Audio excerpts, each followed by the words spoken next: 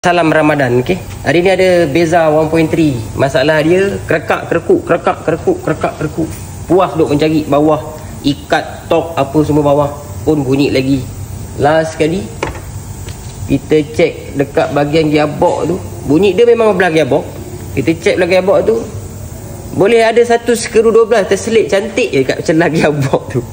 Kita boleh tengok sini lah. Dalam tu dia. Okey, so kita nak kena keluarkan dulu lah.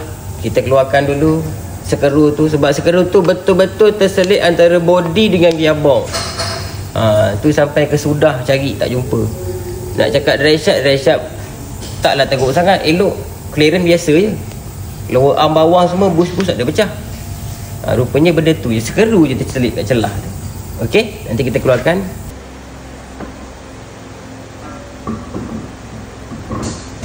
Kita test, insyaAllah kalau okey, kita dah boleh serah pada customer lah.